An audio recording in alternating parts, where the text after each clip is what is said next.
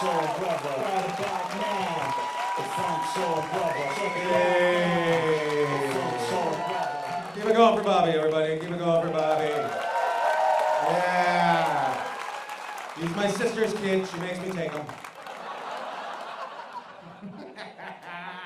Well, welcome. What happened to you, buddy? Broken leg right at the front. Oh, sorry, wrong guy.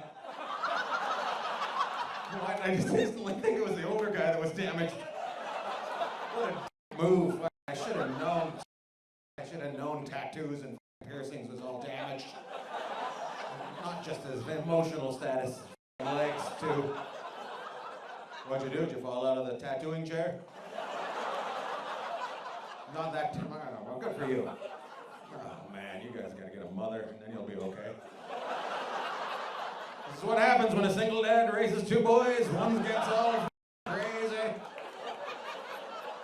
Doesn't know how to wipe his butt and gets everything tattooed. Oh, man, let's start the show quickly. Thanks for coming out, Amish.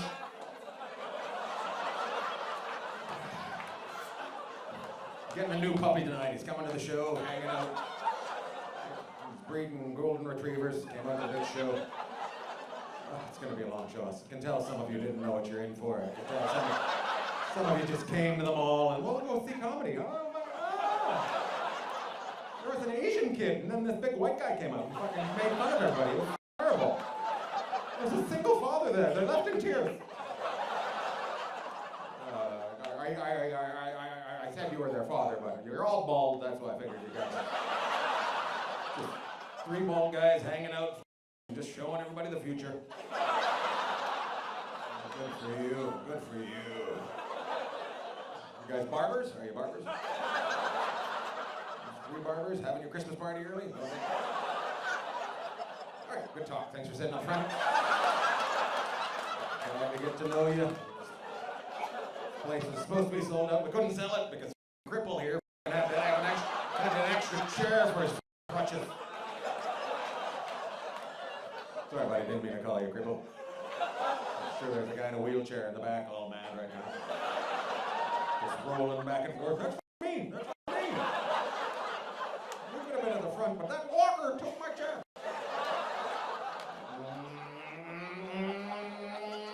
Been in town for 2 days, went to the football game. Yeah. I'm guessing 68,000 people missed work today? Because holy f***, you guys are hammered at that football game. Is this where AA started? You guys shouldn't be that drunk at 6:30 on a Thursday afternoon when you have another day of work on a boat coming over from a thing that comes down the mountain.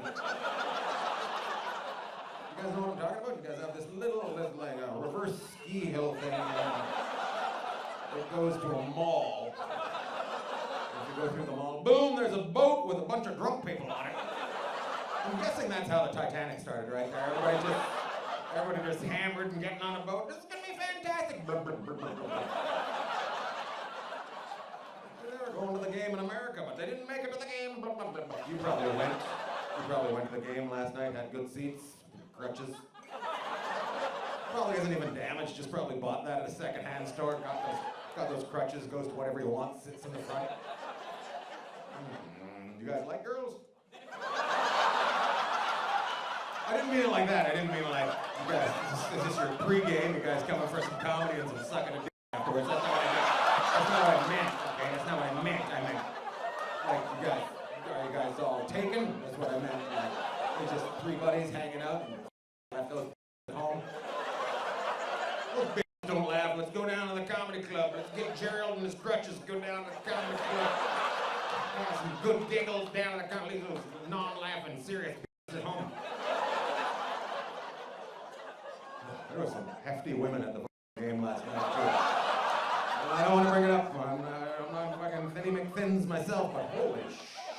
I have no idea. You're complaining about your offense, but they're off the field and they're females. There's just some tough bitches running around that stadium eating bratwurst, ready to play. They all got voices like that coach. We gotta get in the game. We gotta get in the. We gotta get in that game. See deep voices. Oh, sorry if I made fun of your ladies. If anybody's gonna have a big lady, it's a guy in crutches. Carry him to the car every morning.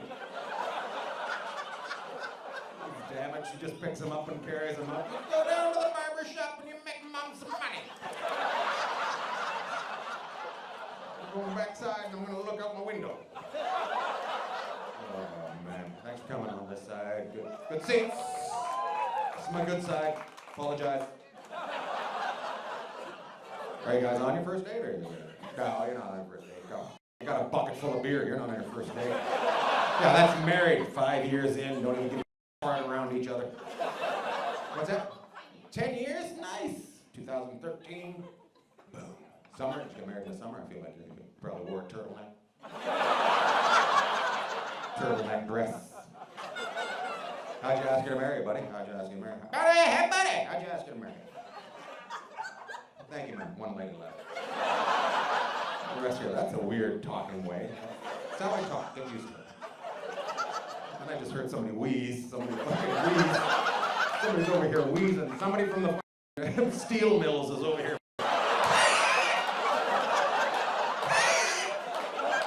They can't laugh because the heat's taking their lungs away from them.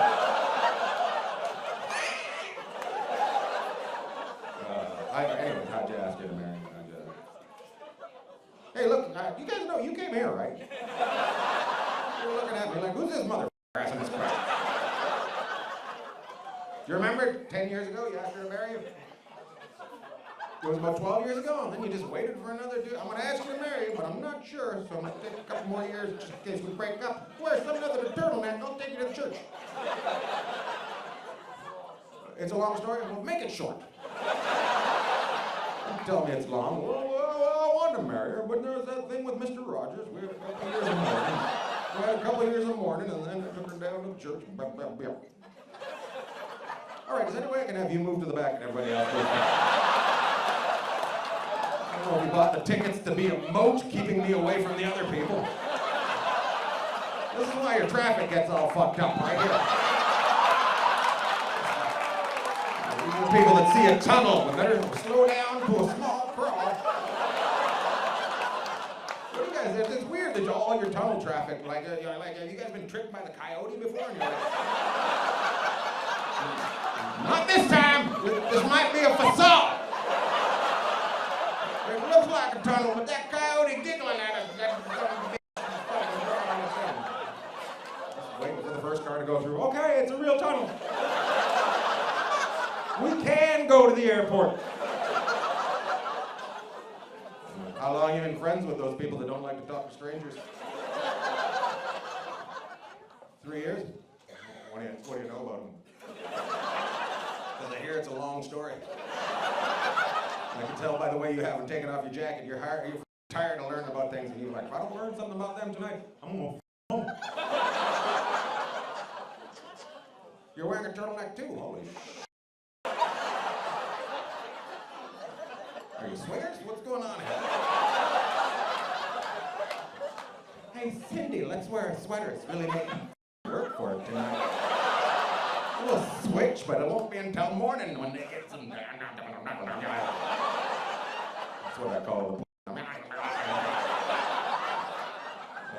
God, what kind of shirt does your lady wear? None? No wonder you didn't bring her. She's busy working down at the strip club. She isn't a stripper, is she? She don't work. She's the laziest stripper ever. She'll sit beside you, but she don't work, I'll tell you that much. I'm just gonna come down naked and you can take a look. We'll sit here for a song and then we'll off to another table. Ladies and gentlemen, welcome to the stage, Sloth. The laziest stripper ever. Very hairy, just a big bush on her. Buck teeth. Sorry, man. You're gonna look at your lady later on and giggle. That's how you were described. Come on, baby. Oh my God. What do you do? How do you support her 10 years later?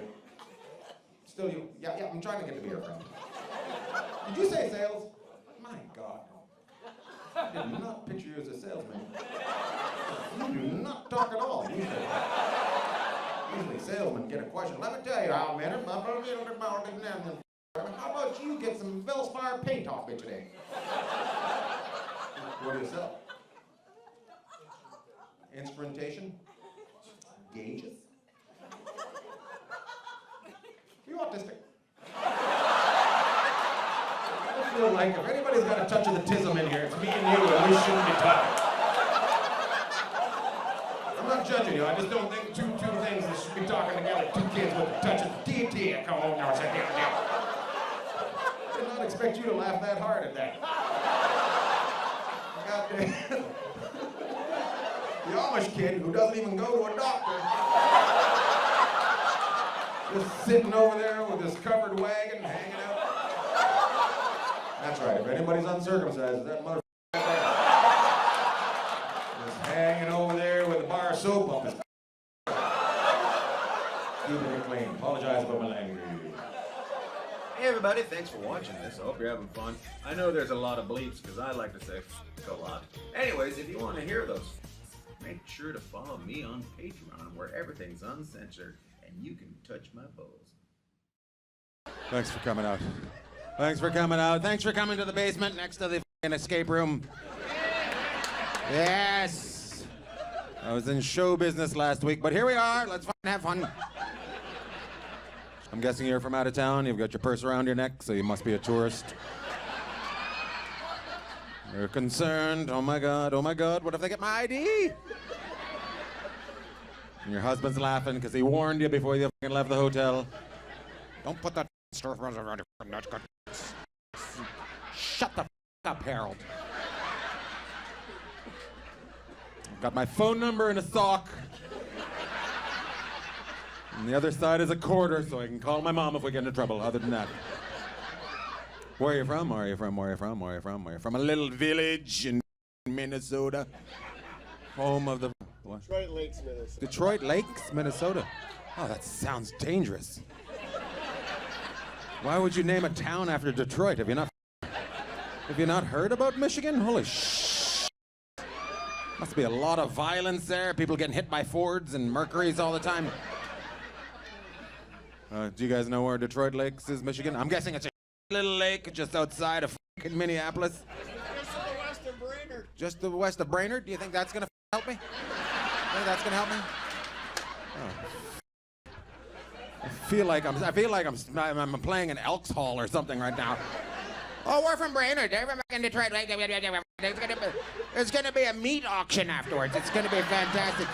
Somebody's gonna win a meat tray. It's gonna be a big night. Sausages for everybody. Come on now. But thanks for having me to your wonderful village in this beautiful time of year. May, April, kind of March, all at the same time. And spring everywhere else, not here, you guys, but you guys don't give a shit. You're like, it's May, we're going to the lake. Put your pants on, we're going water skiing. I don't care if your balls are inside you, you're getting that lake. That's why old guys love to go to the lake, because it's cold and it moves their balls back up to reminds them of being 20. It just touches that water. How did you guys meet? Did you meet down at the lake? The Lake of Detroit. You met at a kegger. You met at a kegger? Holy Is that a name of a restaurant in Detroit Lakes? I'll meet you down at the kegger. We'll have a steak and a bunch of beers and do farting. Come on. Put my hat on backwards. Come on. I'm going to eat some tonight. All right, because if you got it on forward, you can't reach it. You're this far away from heaven.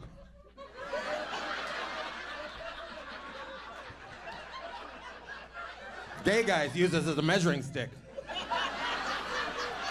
You gotta be this big to ride this ride. Oh my God, that was the saddest whistle I've ever heard. Did you hear that over there?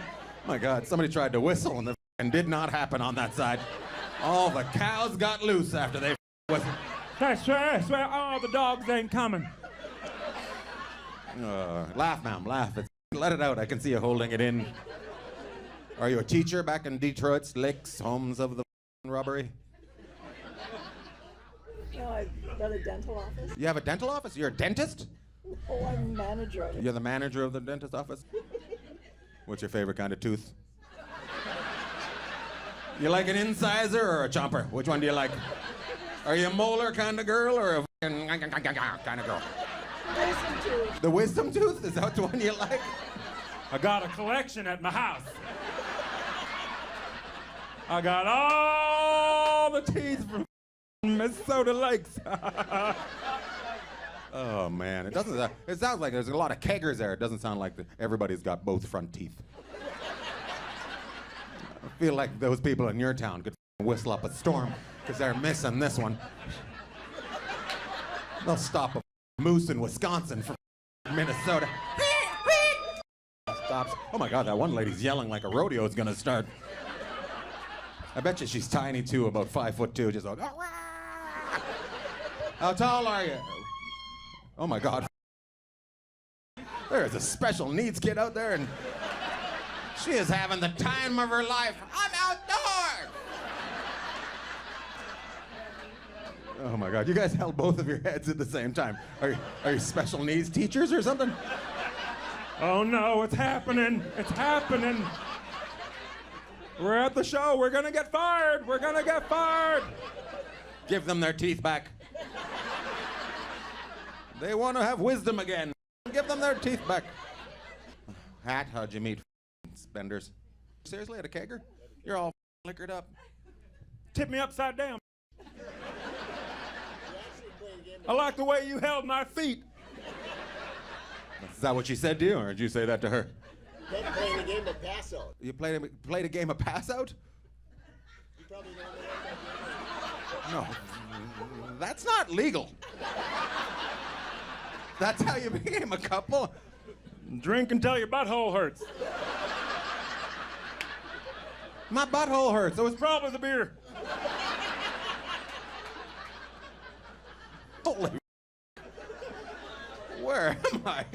We played a game of pass out, and the first one that went down, I put him in the truck and took him home to live with me.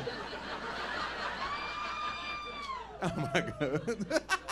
Somebody's making the same noise as you back there. There's another bird that does the exact same noise as you.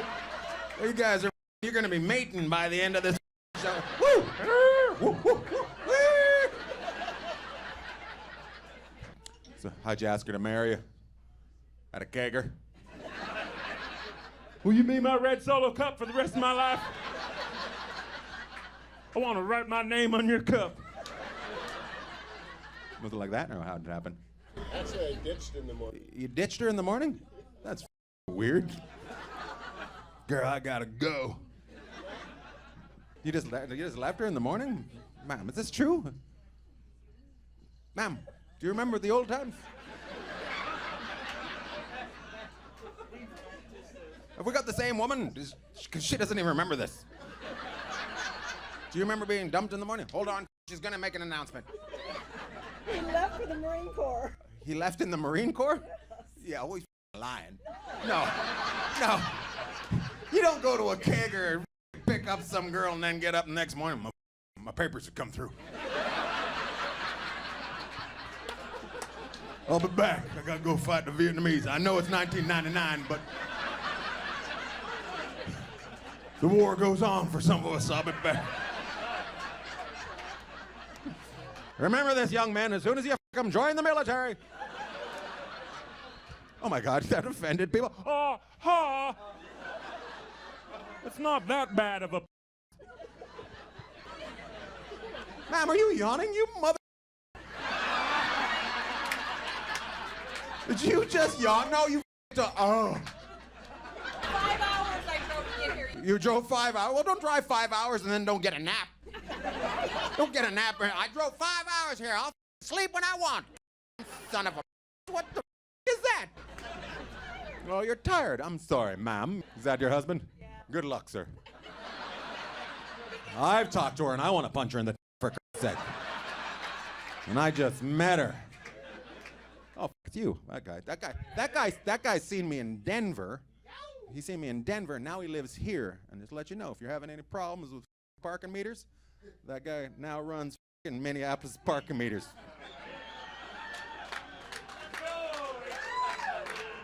He didn't come up with the idea. He moved here to fix them, you assholes. Welcome him, you assholes. That guy runs parking meters? You just moved here yesterday? Well, you might want to get a plane ticket out. Because the town is turned on you. They're 1/4 short and ready to punch somebody in the head. You guys have parking meters in Detroit Lakes? No, you just park wherever you want. It's a tough little town. I'm gonna park, double park, go in and get a tooth pulled, and then go over to CVS, get me some pills, go home, join the military. I love it. That's the best love story I've ever heard. We were in a field drinking beer from a keg beside a fire. And I said, my God, that is the best girl I've ever seen. And then 12 hours later, I said, I gotta get the out of here. I didn't know she was gonna do that much farting in the sleep. Ma'am, are you a sleep farter? How do you know? You're asleep. You don't know if you're a sleep farter. She is asleep. Don't say it. She's gonna make you join the military again. You turn that hat around and you save America. Freedom. She's giggling. She's actually farting a little bit right now as well.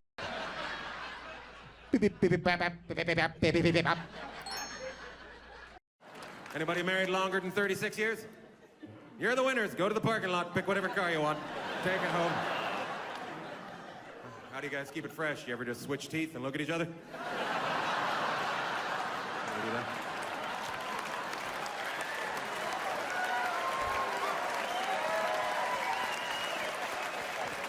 I'm sorry. That was a dick move, but I had to tell a joke. I apologize. How did you meet? How did you meet? Remember there was a day you didn't know him, and then there was a day you did? What's that? How did you meet? Cruising on East Street. Cruising on East Street?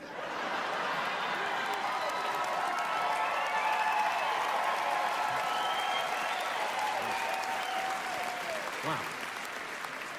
You're not supposed to marry a hooker.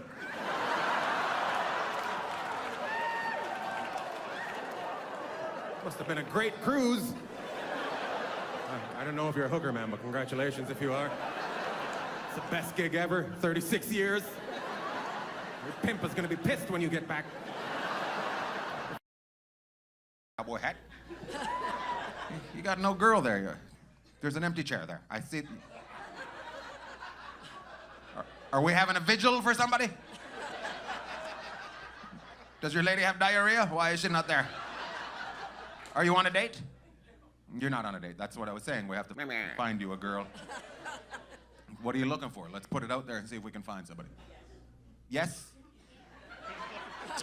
Yeah, I can see why you're single. I'm not even trying to f you and it's tough. Is there any single women in here that like a red-headed cowboy? He only rides at night. Over there. One lady over there. Yeah? Let's go.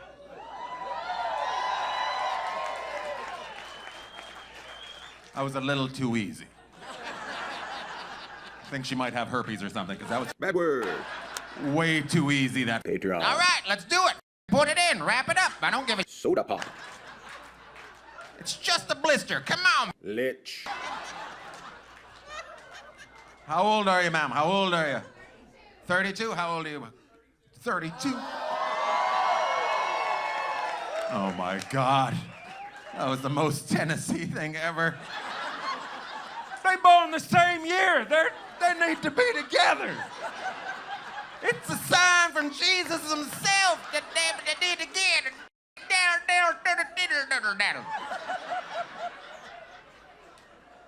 How tall are you, ma'am? How tall are you? What's that? Oh my God. How tall are you? 69 inches? He's 5'9", ma'am. You can't wear high heels with him. Unless he wears a... You're fine with that? He's wearing cowboy boots. Did you just yell that into the night? Are you blind, sir? Okay, you're wearing glasses, but you just... He's wearing cowboy boots. My dog told me.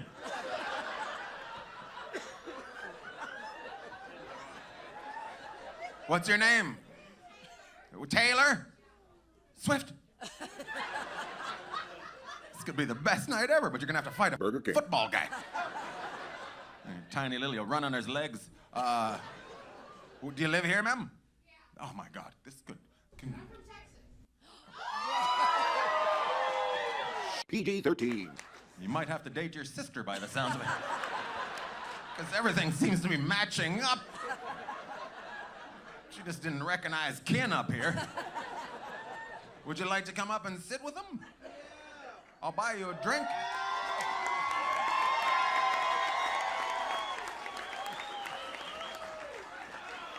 Here she comes. Here comes Taylor. No, right there, right across. Where the f*** is that guy going?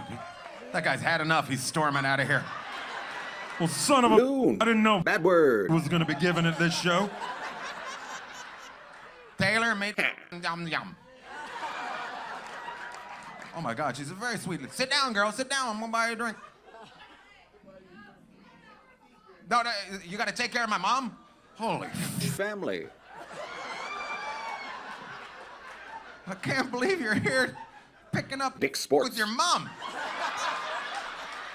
McDonald's. That is a girl that does not flinch. Sit down, mama. I'm gonna go get some. Nutty word. Just wait for me in the car. I'll be back in a little bit. And she's got giant hoops. That definitely means she's given a in the parking lot before. Oh, the bigger hoops a girl has, the Mature. she is. Oh, Complainer. A bunch of women were upset they're wearing hoops. Be yourself. No fun. Good for you guys. You guys said, what do you want to drink? We'll order right here. Oh, Shirt. what's this? Holy shit. Ching ching. His wife's back.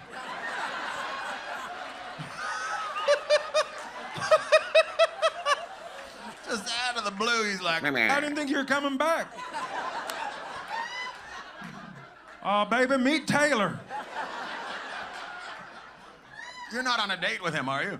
Okay, thank God, because I was Bad word. setting him up and he didn't. And where have you been?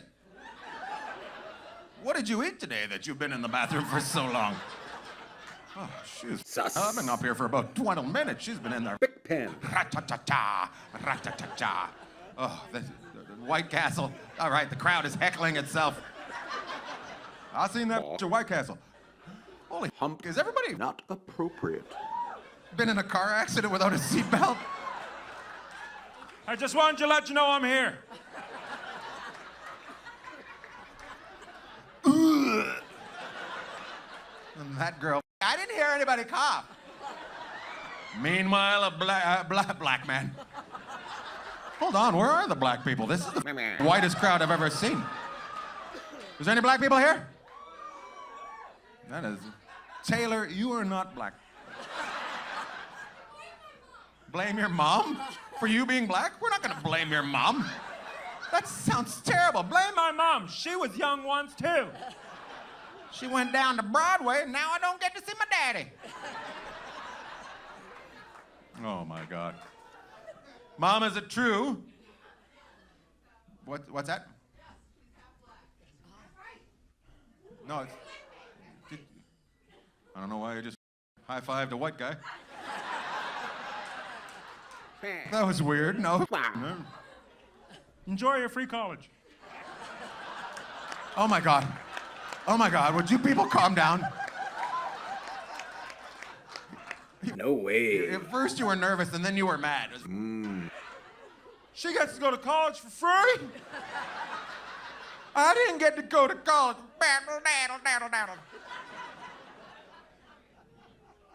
Mom? It's not free. It was expensive. Oh, look, Christian. There's the white part coming out. Just angry and complaining. It was not free. Because of Biden. How many kids you got, Taylor's mom? 2? And you didn't bring the other one? The other one just at home? Where's Taylor and Mom? Apologies. She took the other one out again. You came to visit her for her birthday? And little did you know, she was going to be leaving you at home and going off to see a cowboy for some birthday. Hot dog.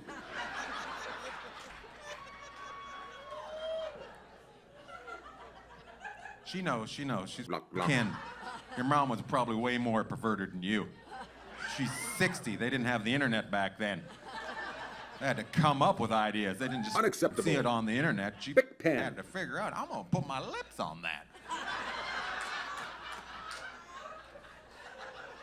And we salute you, Taylor's mom. Good for you, Mom. Mom, what do you do? Just retired from Chief HR for Education. Oh, Chief HR. That's why you're not enjoying these jokes. Just writing Sus. down. Nope. Nope. If this guy says Chinese, I'll be waiting in the car. Some lady in China the other day had a baby with 3 arms. Oh my God, they're always one step ahead of us. He's probably making shoes and toys right now as we speak. Meanwhile, American baby's at home sleeping, sucking on it. That's why we're losing, people. Thanks for laughing. That guy over there laughed. Taylor's mom did not laugh at that at all. Oh, Taylor's mom. Take off your top. Release the hostages. You're retired. Let them fly. Turtleneck you can try, but you have to squeeze them out the top. It's got that little thing in there. What's that? You can get your out the top? No. Did anybody just see a long, skinny Bitty. How old are you? How old are you? Yes. What year were you born? I'll have this Asian guy figure it out.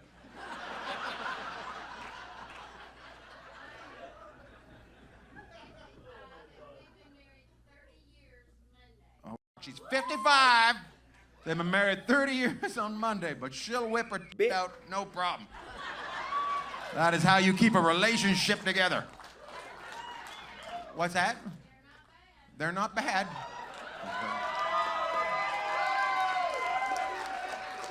Oh, look who's moving. Cannot be said. Cowboy hat's friend. Well, Rated R. They're coming.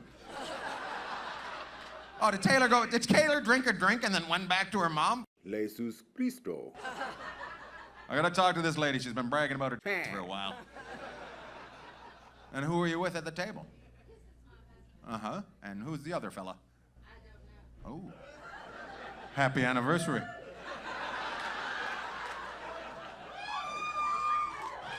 Papa got you a young bald guy for your birthday. I went on Craigslist and I got you some Hot dog. for your birthday. Hey guys, it's Ian Bagg and I'm at Hermosa Beach Comedy and Magic Club. Just finished a show. I want to let you know if you go to ianbagg.com, you can see when I'm coming to your town. And you can get yourself some merch. We got I Love Caesar Salad. That's right. Let it be known you love Caesar salad. Hope to see you soon. Hi everybody. Welcome to Ian Bagg Bought a House. Show about me, Ian Bagg, buying a house on the eastern shore of Virginia with my wife. And while we renovate that house, my mother-in-law lives in that house and doesn't tell me when things go wrong. This week, apparently for the last 3 weeks, the furnaces haven't been running right. And I found out this week. So when I looked at the, I have the Nest thermometers on there. One of the Nest thermometers was not working. It said trouble, and the other one said 57 degrees because the furnace was not working. And I called my mother-in-law, and she said, I don't know. And then we had to have somebody come in. We had to have the HVAC guy come in. And if anybody can lead me in this, I would like to ask you a question. I have 2 Nest thermostats. Apparently, the one Nest thermostat is no longer good. It's broken. It's done. Has anybody else had a problem with the Nest thermostat? Because of that, I had him replace it with the old style thermostat, which is you can't connect to it via your phone or anything like that. I may switch to another version that is from Google. Is it Google? There's another version kind of like the Nest that is apparently better. But I want to know if a lot of people are having problems with these Nest thermostats. And should I just go back to the old fashioned where you had to use your fingers to move it up? Shing, shing, shing, shing. So let me know if you have the Nest thermostat. This week I was in Alabama. I did a corporate for an insurance company, and they are mental health and drug testing. That's what they do. I was very unsure about taking this gig because they kept telling me I had to be very, very spick and span clean. They're like, you have to be clean. We're very conservative. You have to be clean. And I was like, oh, this is going to be terrible. That's what I was thinking, right? So I get there, and this is how my night show. This is how the show. I'll tell you about the show, but this is how it happened when I checked in. When I checked into my hotel room, they told me I was already checked in. And I was like, oh, interesting. And they said, yeah, about an hour ago, you checked in. And I was like, well, I don't understand how we're having this conversation if I'm already checked in. And the guy's like, oh, that's true. He goes, well, let me see your ID. And I showed him my ID. And he goes, well, there's a man in your room. Are you supposed to have a roommate? And I said, no. And he said, okay, well, I'll call. So he called the room, and the guy didn't answer.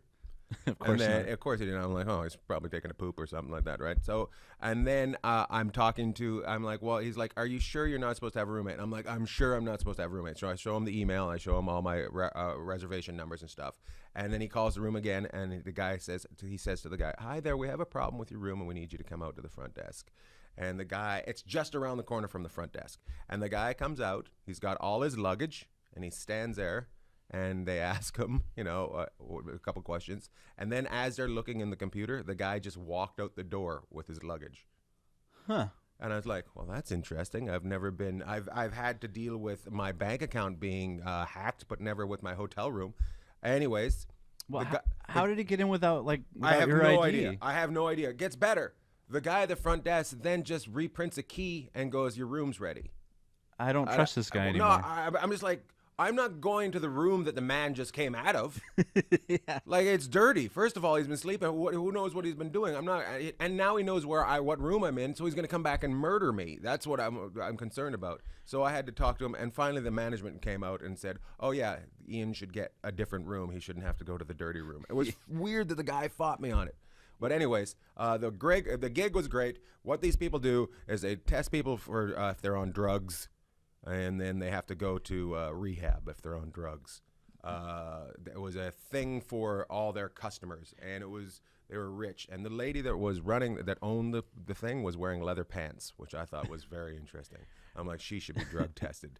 I like the way I'm told that I have to be corporate clean, but the owner of the company comes onto stage with a pair of leather pants. I'm like, oh. If anybody's filthy, it's that lady right there. That lady in her leather pants and her high heels and her safe word. They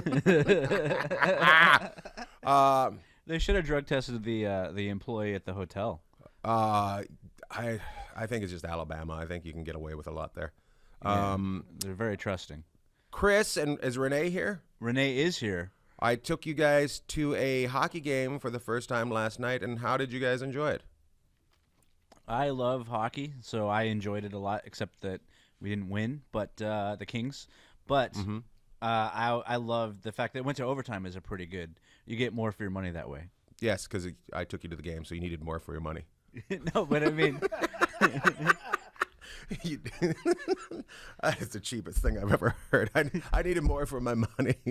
No, I mean, well, for your money too, though. You were hammered and yelling at people too. Was I? Yeah, he did buy 50-50 tickets. We did. Oh, the biggest part of the game for us was all 50-50. Disappointed in Los Angeles. It only got up to $7,000. That was what the pot was. Mm-hmm. Like usually it's around 40, 28,000. I've heard something like a couple 100,000 at Winnipeg because those people just love to gamble. Those prairie people. During the Dodgers postseason this year, it got up to over 100,000 on one of the nights. That's it, huh? At a Dodgers game, because those are over 100,000 people there. So you think it would be even more? There's 56,000. They probably got it stolen in the parking lot. That's how the Dodgers work. Filthy. I don't Filthy. know if anybody ever wins. You'd expect like a loud scream if somebody had the winning number. You're so conspiracy theater. I don't know if anybody wins. Somebody wins. If you won, wouldn't you get up and scream? There's things going on at the game, Renee. There's people with pom-poms and a lion with a drum. Come on, you're not going to hear somebody do that. Everybody is quiet looking up at the number. You'd expect like, oh my God! Was that your first game? A hockey game? No. Yes. No, What? I've been to a hockey game. Who did you go see? I've seen the Kings, and I've been to a Mighty Ducks game. Oh, a Mighty Ducks They were game. still the Mighty Ducks at the time. Uh-huh. Mm-hmm. Is that the lowest you've ever sat at a hockey game? No. You've sat lower than that? Yeah. Where did you sit? When I went to the Ducks game, my old college professor had tickets right behind the box. First. So he was high-fiving the players. Couple things right here. Yeah. Were you molested? Because you shouldn't be going to a hockey game with your college professor. And how does a college professor have those seats? He was a writer, so he had money. Oh, you were molested. We're going to get to our guest, and then I'm going to have a little talk at the end of the day. Wait, hold on. Is hockey usually a molesting situation? I don't even want to answer that question because something bad happened in my hometown. Chris is just going to hang up on us. Our guest today is the voice of the St. Louis Blues. He's from St. Louis. He's on the radio there, and you can hear him every time the St. Louis Blues play. Please welcome Chris Kerber. Hello, Chris. Ian, how are you? I'm good, buddy. Nice to see you. Good to see you, too. So what part of Alabama did you go to? I went to Birmingham. I worked in minor league hockey there for 2 years. I was the broadcaster for the Birmingham Bulls when they were in the East Coast Hockey League from 94 to 96. Well, you're... And am I right about them being a little bit on the slower side? You know what? I don't know that your show has enough time for some of the stories I could tell you. I'm sure you have some great stories about teaching those people about hockey. How did you end up there? Well, I applied for a job out of college, and the guy that I met that was running the Cincinnati Cyclones, Doug Kirchhoffer, said, we're looking for a team, for a broadcaster for a team I'm an investor with in Birmingham. He sent my tape down. So that worked there for 2 years. The owner, actually, of the team, Art Clarkson, just passed away maybe about a month or so ago. That's sad. But learned a ton about the business. Here's the one thing. We sold out that building because Art was such a good promoter. I mean, the famous chicken would come to town, or if we did a backpack giveaway night, whatever it is, we'd sell 17,500 people for tickets for those games. It was unbelievable. It's not a very big city. So the fact that you could get 17.5 in there for a sport that isn't it isn't football, it isn't basketball, is pretty impressive. And so that was your first job out of college? Right, first job out of college. You went to college for what would be the? Well, I knew I wanted to be a broadcaster, but I thought I'd better have a backup plan in case I stunk behind a microphone. So I got a business degree at Miami of Ohio in marketing, just in case I needed something to fall back on. Are you serious? You didn't do communications? No. That's hilarious. So there's a bunch of kids that did communications, and you got a job right out of college, and now you're with the St. Louis Blues. Oh, you must have a lot of people hate you from your college. They must just hate you. And listen, I tell all the kids now, I'm going, you got to learn some business. In today's world, you're going to be better off understanding the business side of it and learning the technical side of it than kind of the other way around. And so, absolutely, in my case, it worked out pretty well. When people ask me the questions, I say the first thing I would have done is I would have gone to USC, because that is the most important school in this town, because you're going to school with people whose grandparents were actually Disney. So I got into school there. You got into school and you didn't go? Yeah, no, let's see, the four schools I got accepted at were Miami of Ohio, Purdue, Indiana, and USC. And I thought, I have an uncle that lives out in Los Angeles at the time, it still does. And I thought, I'd like to go out there. And so when they sent me the acceptance letter, there was a map, and the map also showed where restrooms were, which ones were locked and which ones were unlocked. That's funny. And I went, well, I got to worry about what bathrooms are locked and unlocked? That didn't make any sense to me. Yeah, you got to correct. That was that noise. I don't know how to listen. We're doing this on the computer, so if I get a text or an email, it's going to ding throughout the whole thing. I don't know how to turn all that off. I love it. So this is a podcast about owning a house or living in a house, and you own a house. And the last time I was talking to you, you are actually getting your basement renovated, and there was something that you wanted in that basement. You told me this is the only thing I want: a bar. I just want a bar. My wife kind of kept showing me designs that looked like a kitchen. I go, I got one of those upstairs. That's funny. I need a kitchen. I want a bar. So did you end up getting that? Were you able to? I think we're finding a compromise, because as much as I want a bar, I think a happy wife is also an important part of the process. Yes, if your wife isn't happy, you're not going to have a house to have a bar in. So there's no point. Well, here's your exact. Well, that's true. Then I could go to anyone I want to and not have to keep one in my house. Here's the thing. We made the decision. Look, it was time to move, right, or do some renovations of the house and make it better. So we just got done. We have a 3-part process here. The bathroom, master bathroom, the kitchen, phase 2 of a kitchen, and the basement. So the bathroom's been done. They should be starting on the kitchen within a week and simultaneously starting to roll on the basement. And did you say it's your master bathroom that you did? You did? It is, yeah. What did you have done to it? Everything. Tore the whole thing right down to the bones. Took out the bathtub. Put in a shower. Reversed some closets. Put in a vanity.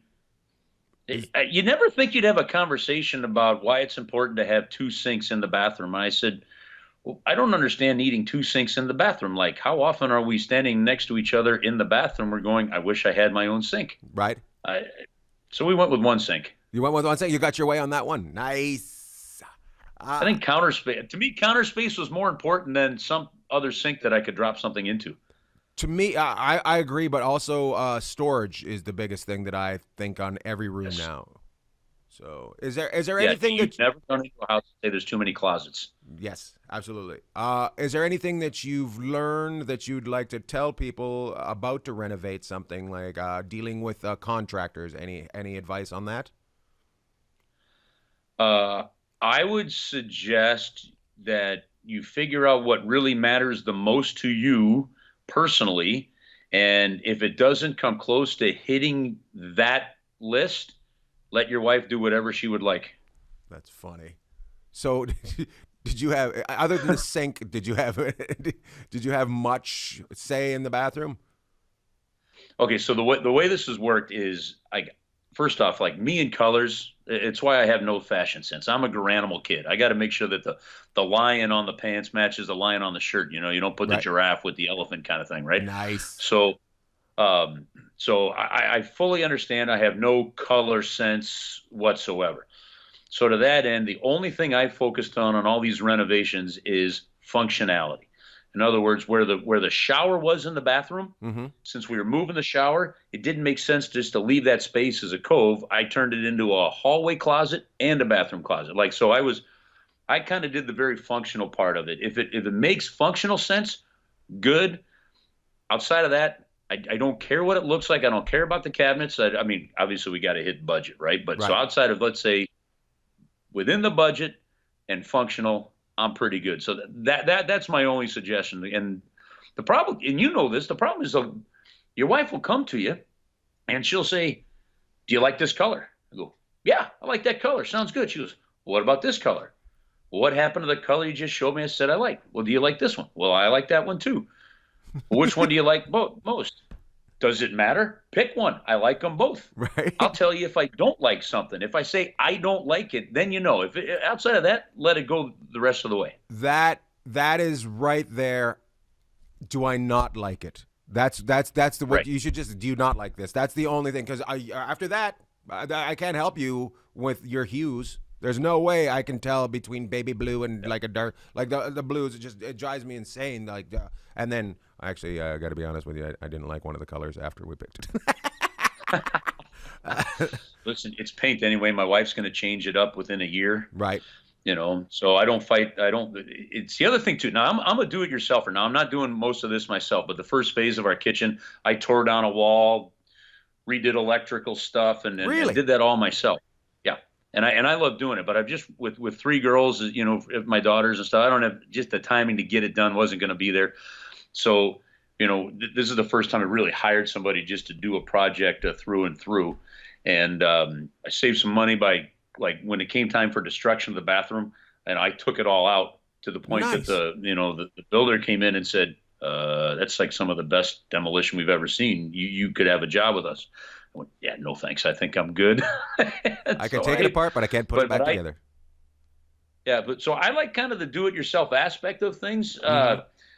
You know, so I'm the kind of guy, and I make sure that when anybody ever comes into the house, even a furnace repair guy, like you were just talking about your furnace, even a furnace repair guy, I kind of stand there and watch him work. But I make sure he knows, hey, look, I'm not standing here to look over your shoulder. Right. I'm actually standing here to watch what, you know, I want to take apart, see what you're doing, and then put it back together myself kind of thing. So I look at it as more as like my own personal HGTV, but he's live in my house. Right. Is that how you learned your electricity? You said you do electric, your knowledge?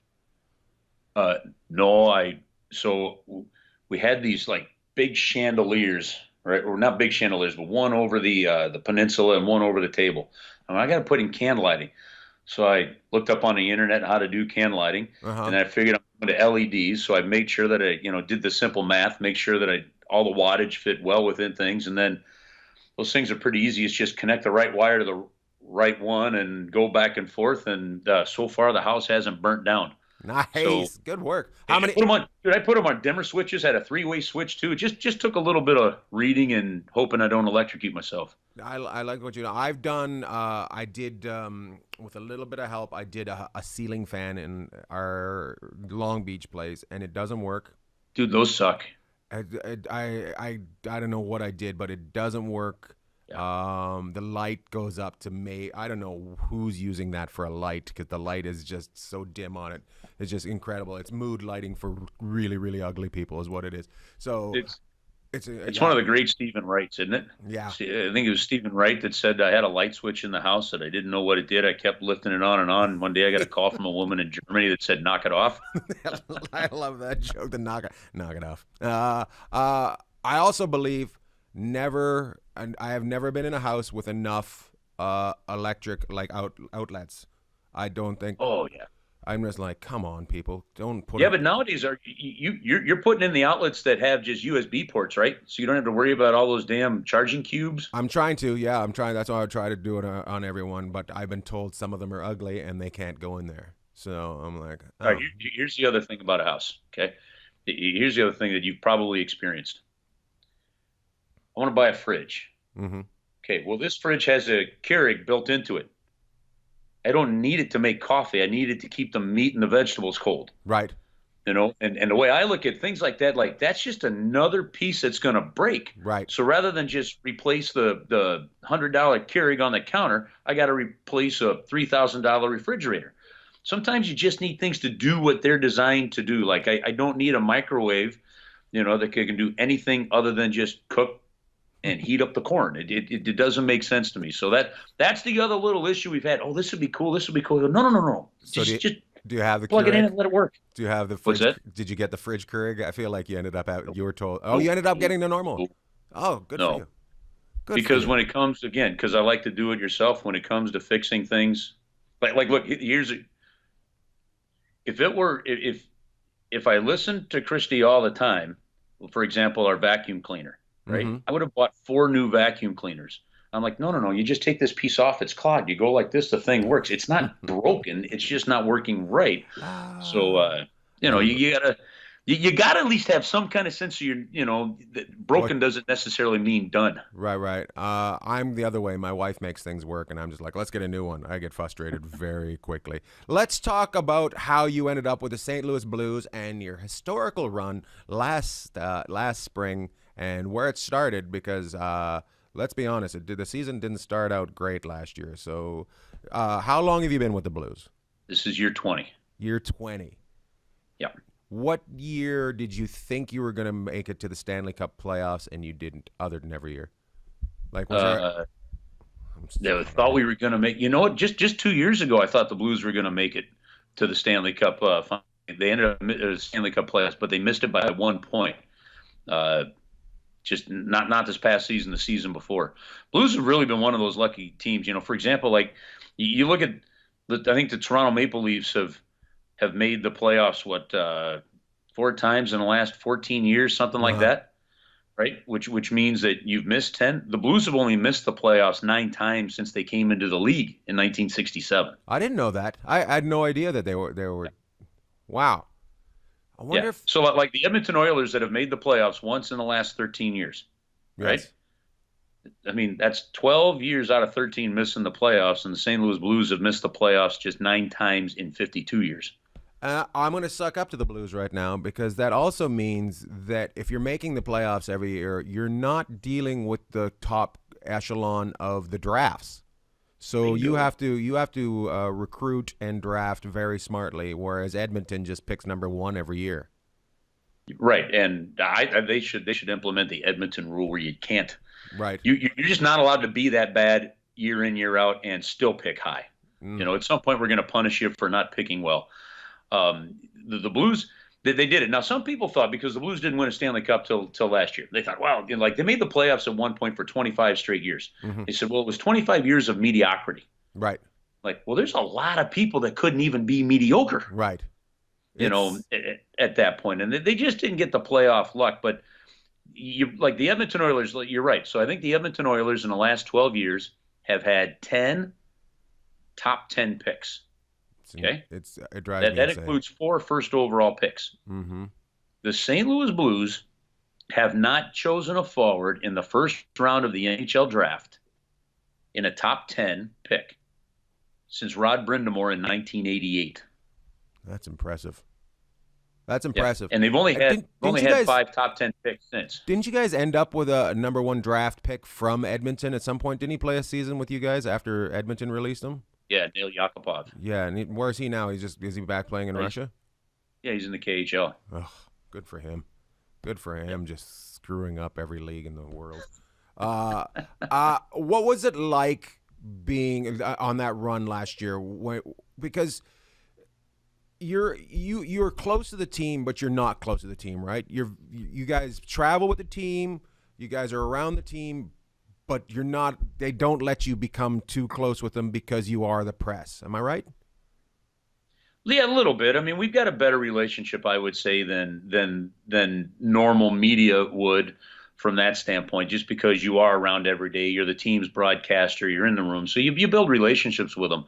But the expectations were really high. It was a slow start. They fired Mike Yeo. They put Craig Berube in place. Took a while. It took a little. It didn't turn around on a dime. It took a little while for him to get implemented what he wanted to get implemented. They called up Jordan Binnington. They started to really go on a run in the second half of the season. And so during that run, you're thinking, man, this could really happen. But then you just started watching how they were beating teams and who they were beating. And there was a back-to-back game against the National. See, I'm right again. Apparently, I've got to be somewhere at 5 o'clock tonight. So they. No, so it was just one of those great runs where you start to realize, man, they could do it. And then it was in the first round of the playoffs when the Blues won the first 2 games in Winnipeg, lost the next 2 games at home, fall down 2 goals in Game 5 back in Winnipeg in the first round. The team had only erased a 2-goal deficit twice all season long. They erased a 2-goal deficit in the third period, and Jaden Schwartz deflected a puck in the game winner to make it 3-2. With 15 seconds to go in the game. Now, that's the kind of stuff that the Detroit Red Wings did to the St. Louis Blues year in, year out. Right. When that play happened, that's when I started to go, son of a gun, this could be real. And they went on an amazing run of just dominance, teamwork, togetherness. It was something special to see. Is it fun to watch from that close, or is it nerve-wracking? Both. Yeah. But you've been around long enough that you just kind of take it, if you let it get too nerve-wracking, you can't enjoy it. So if you really just enjoy every single game for what it is, it becomes a hell of a ride. And it was. I mean, and then, man, to have that final in Boston, so you're enjoying dinners in the North End, you're hanging with the people we work with. I mean, it was just a great experience all around. What do you think of that song, Gloria? Do you hate it now, or does it just? No, I've always liked it. But does It's cool. But they played it so much. You must have been like, oh, come on. Why didn't everybody pick something I liked? Well, I think I'm okay with that song. But what is so funny is just how, I mean, I just was told a story the other day from a guy that said I was watching the game down at a bar in Florida, and when they won, I made the bar play Gloria. I mean, and so the popularity of that song because of that run, it had moved up into like the top 40 of downloaded songs on iTunes. Ugh. Somebody in her family made a lot of money off of you guys going to the Stanley Cup playoffs. Well, but also think about this. Most people didn't realize that Laura Branigan had died. Nobody knew. Like everybody was expecting her at the parade, and I'm just like, you guys might want to Google everyone something. Saying, hey, you should bring her in. She should perform. Finally, you got to look. She'd love to. Trust me, she'd love to. Yeah. If it were up to her, she'd be here. Yeah. That's great. Who's your favorite Blue of all time? Favorite Blue of all time. I have always enjoyed, and it was just because of the way Dan Kelly said it, but Jorgen Pedersen is one of my all-time favorite Blues. Never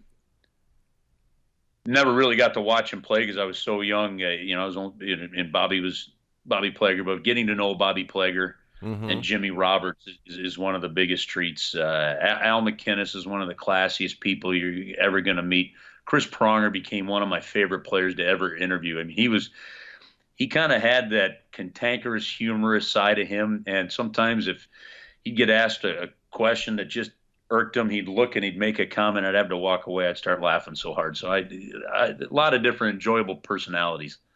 Nice. And did you get a ring? I did. And do you wear it ever, or just around the house with just little panties on? I don't even put the little panties on. No, I don't. Didn't have it measured. Didn't have it measured for your finger. You had it measured for something else. Yeah. I'm Irish and German. I measured it for my thumb so it could be as big as it could get. I love it. The little, I know we go from filth to this. The little girl that they all adopted, basically. Yeah, you cannot segue to that. Yes, you can. That's how this show is. We go. Look, that was filth, and now we're going to talk about heart wrenching. It blew me away that they all liked her so much. Like usually they have a kid that they take, the team will take to, but they kind of, I felt like they'd pushed the mom and the dad right out of the family, and now they adopted this kid. It was almost like a Disney movie where they had taken this kid in. So it was pretty impressive. There's been a couple of kids over the last couple of years that have really gripped this team, and for that sense, the franchise and its fan base. Ariana Dugan was one a couple of years ago. Vladimir Tarasenko met her, and she was on the ice for Hockey Fights Cancer, and she passed away, I think, about 2 years ago. So even today, this month, when the Blues, for example, do their Hockey Fights Cancer event, they have started something called Share Ari's Light. So every year at this game, everybody takes out their cell phones, turns the flashlight on, and they do it in remembrance of Ari. She had a pretty profound impact on a good amount of people. This year, the young lady that just grabbed this team, and it just started because Kelly Chase knew of her, brought Alexander Steen to the hospital, and it just kind of went from there. And then she just connected with Colton Parayko and the rest of the team. And look, this thing wasn't contrived, Ian. I mean, oh no, you could tell it wasn't contrived. It was genuine with these players, I mean, to the point that her name is engraved in the players' rings. Yeah, it's pretty cool. Now we go the other way. We go back to the other way. How drunk was Brett Hull that whole run? Well, did anybody discuss rehab during the playoffs for Brett Hull? No. Listen, this is fantastic. Okay, first I had to go up on stage and get him off stage. So here's the fun story about that. He was not originally planned to be part of the stage show or say anything. We're off to the side, and the guy that was kind of overseeing the stage production, Jason Pippi, he goes, I'm off to the side and I hear Brett Hull talking. I look up and I can't see him because I'm kind of behind a pole. I go, when did we add a Brett Hull video? He goes, we didn't. It's live. Oh my God! So he just kind of wandered in. Oh, you did. Just wandered right up on stage. Now at this point, we'd already cleared off the stage, so we had 2 police officers at the bottom of the stage. And I went back to the police officers. I said, "What happened? Thought you weren't supposed to let anybody on stage." They said, "It's Brett Hull." Well, he didn't win here. So, the other guys did. Listen. That's I don't know if you have gotten to know Brett at all or something like that, but one of your trips into St. Louis, you have to. Brett is one of the greatest guys, and his personality is as real and genuine as it absolutely. Like what you see is what you get, and it's always been that way. People try to say, Brett, you can't say this, Brett, you can't do that. It doesn't work for Brett. Brett is Brett. And I talked to him a little while afterwards, and he goes.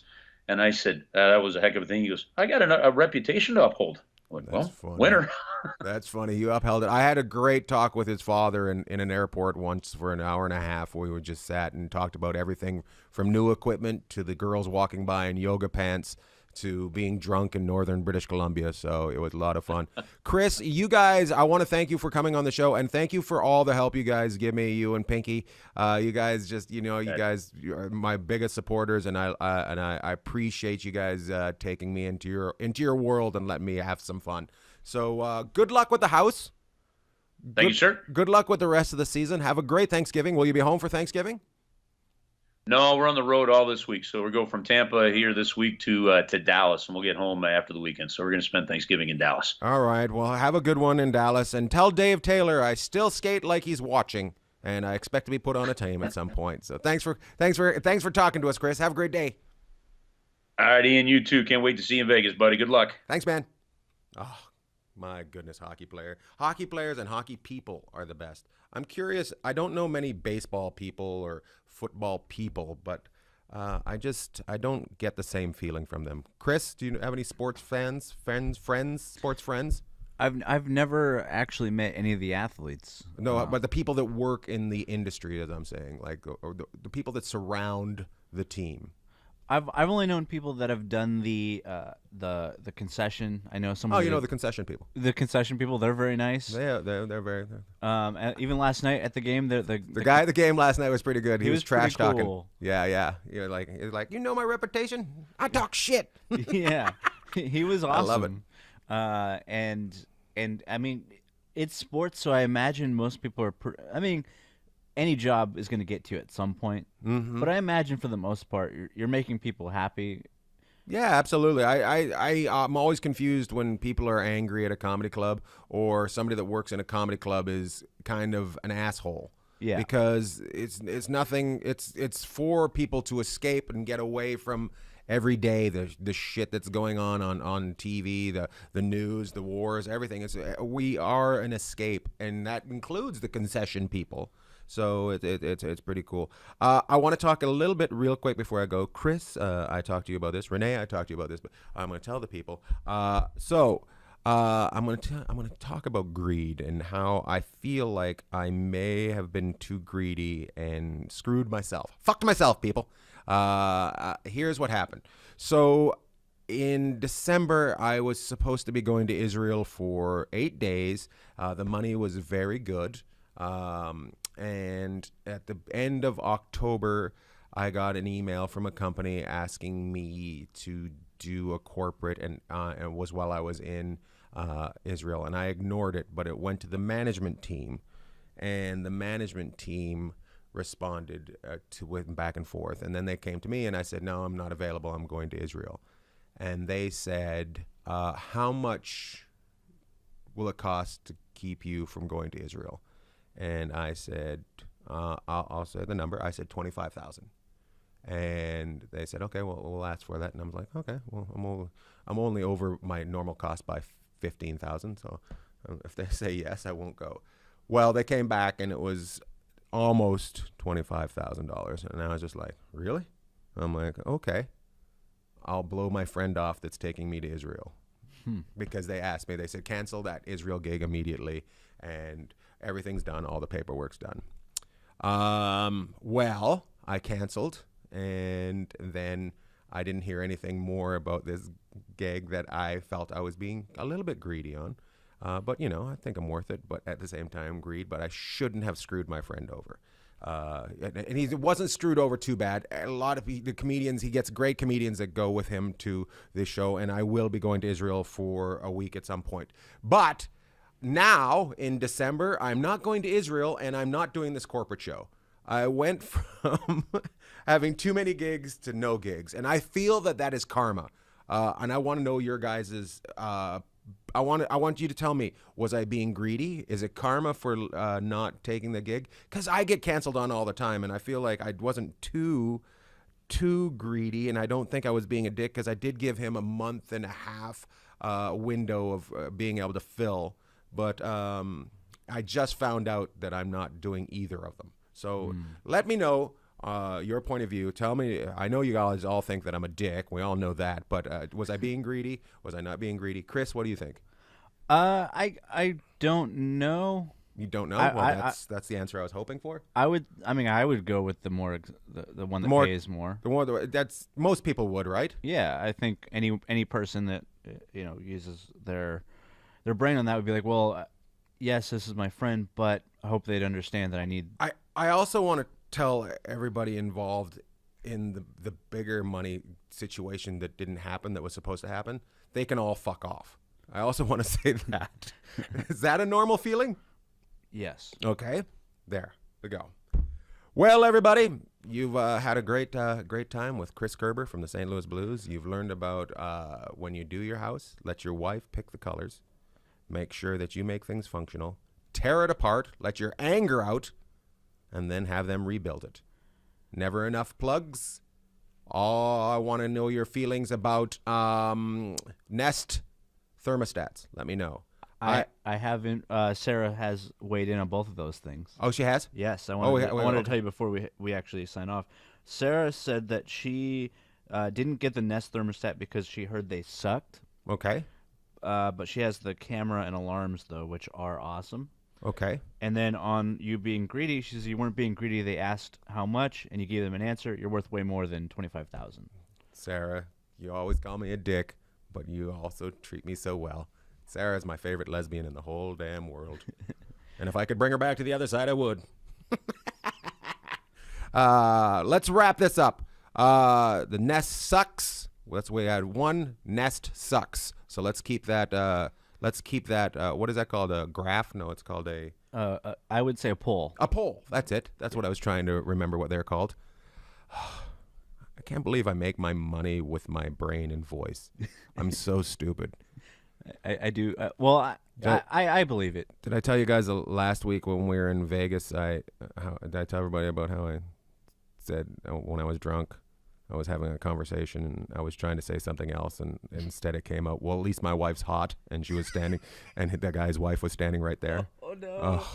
And I was like, I wasn't even meaning it like that. Oh no! He was calling me ugly, and I was trying to say something because it's a very confusing thing. Anyways, I screwed it up. It was because he had the same last name as my father-in-law, so he was thinking that I was related to him. And he was calling me ugly in the family, right? He was calling me the ugly one in the family, and I was like, "No, I'm not even in the family. I'm married in. It's my hot wife," was what I was trying to say. But I was drunk, so it just came out. At least my wife's hot. We'll see you guys next week. Who knows who we'll have from St. Louis on the show next week? I think we're gonna have somebody else from St. Louis next week. We're gonna have I'm Mr. Burton. I think I'm gonna have him on the show. He's from the Riz show in the mornings. Jeff, he's a good friend. He's very nice to me. Have a good weekend.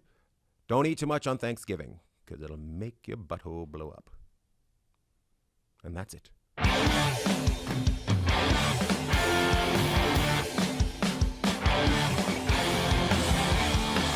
There's a black hole over there. We're going to get through this as a group. I am slowly stealing that man's life. Did you have a good talk, ma'am? Did you have a good talk, Turtley? Did you have a good talk? There's a lady wearing a turtleneck. It's 105 degrees out there. Oh, my God. How frigid is that woman? Get my turtleneck. We're going to laugh. We're going outdoors. It's 110 degrees. Get me my sweater. I'm gonna have to get from the air conditioning to the air conditioning. I'm gonna need my sweater. Are you a teacher? I feel like you're a teacher of some sort. I feel like you're bossy to smaller people. What's that? You're a doctor. Oh my God, fuck, she's a doctor. That's why she's got no sleeves. You never know when somebody's gonna need to have their appendix taken out at a comedy show. Oh, did you have the pepperoni downstairs? That fucking the pepperoni sandwich will make an appendix flare right up. I better take that out. I've got no sleeves on. Let me wash up to my armpits. What kind of doctor are you? Probably not even a doctor, probably a chiropractor.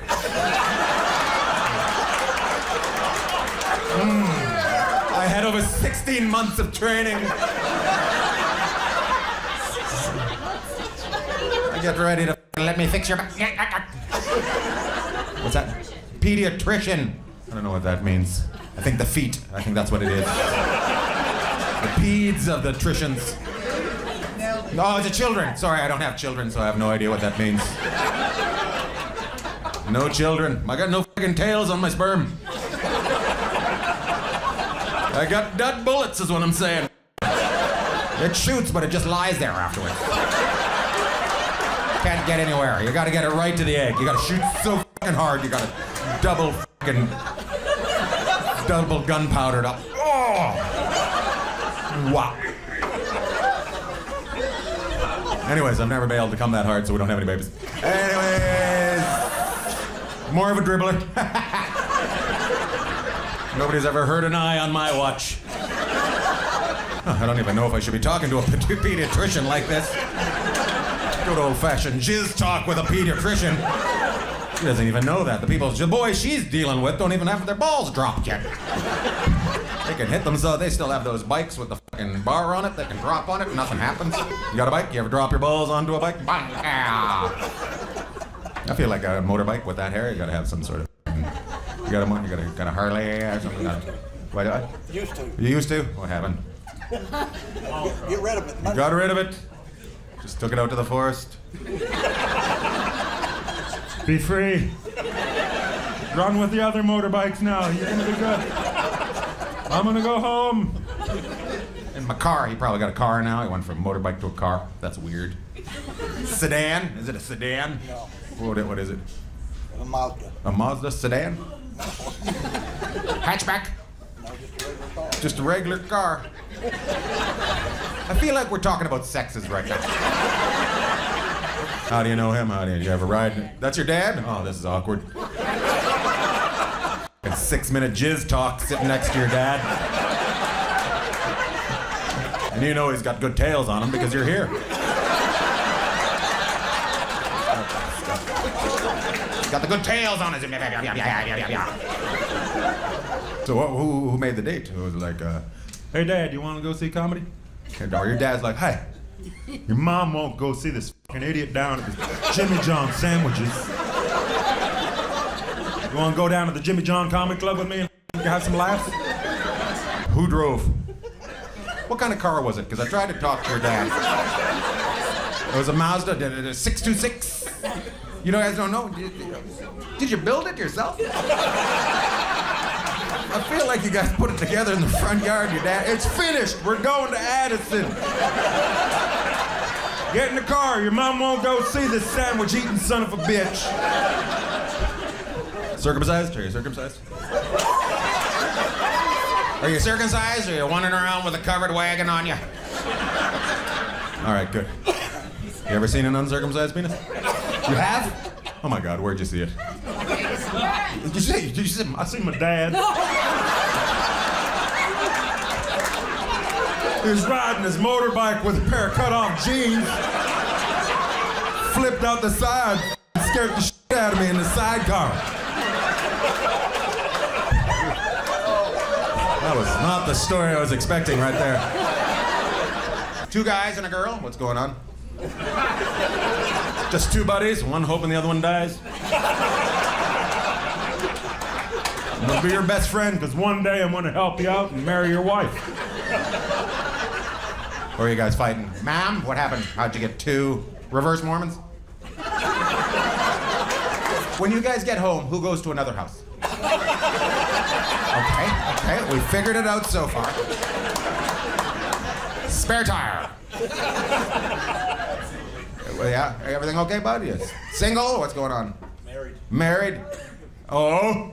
The doctor was disgusted that you're f***ing married. Your wife, she's not allowed to laugh, or? In Louisiana. Oh, she's in Louisiana, so she doesn't speak English. She's just down there. Oh, yeah, here. I'm going up to the road now. Tell out, make a wet to egg.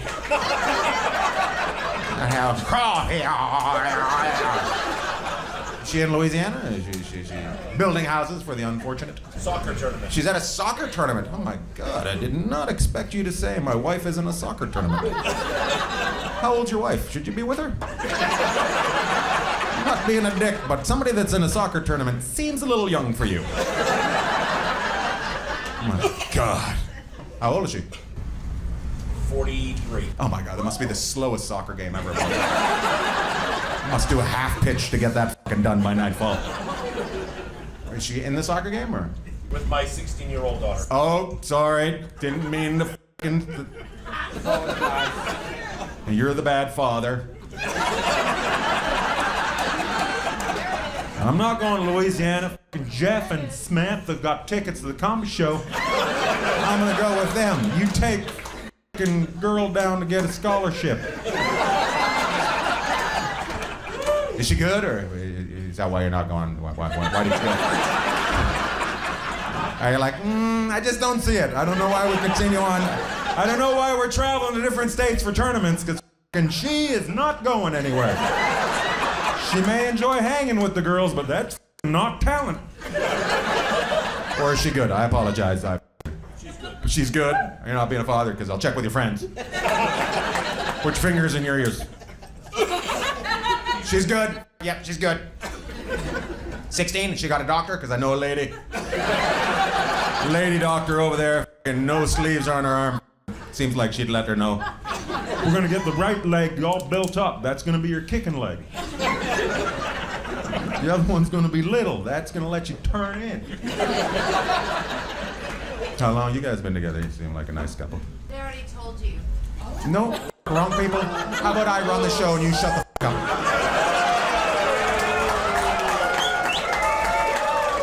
up? It may have been the guy before me, but I don't watch. Why? Because I'm a star, baby.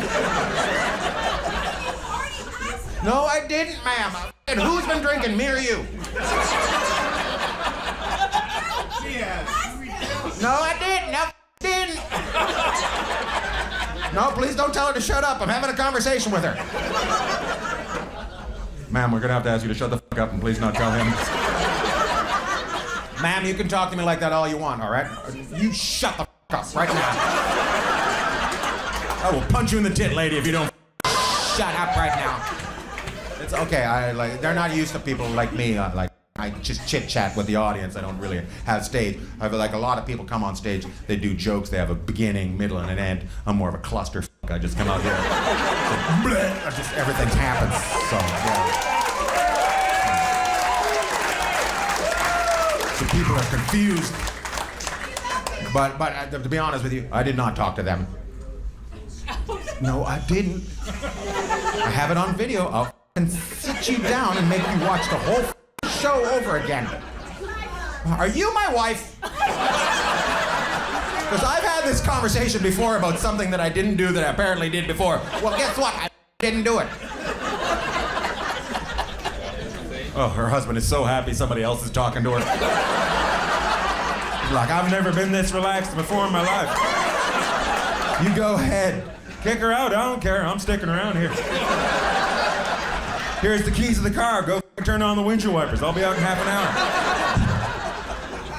We're gonna get through this as a group. That one lady's gonna have a conversation with me afterwards at the door. I swear to God, you talk to them. I swear to Jesus, my Lord and Savior.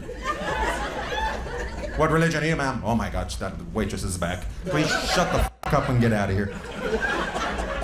Sorry, I was talking to her, wasn't it? She didn't start talking to me. I talked to her. She wanted to talk to me about the Lord. Get one Sundays. What's the building you go to? What's that? Who said Waffle House?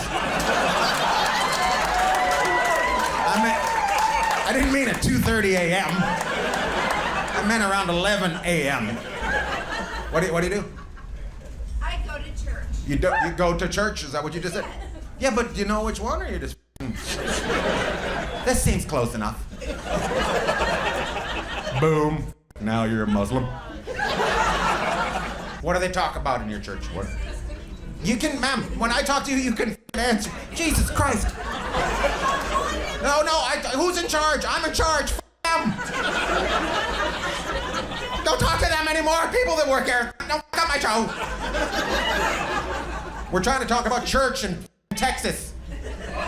Now, what's your church? Are you Mormon? No. Sir, how did you meet her? Because I just met her and I want a divorce, so I don't know how you're doing it. Oh my God. I totally just hugged her. It's very funny, but I love you, baby. I love you so much, especially when we have sex on Sundays. You have Saturdays? Oh my God, you guys are in your 50s for sure.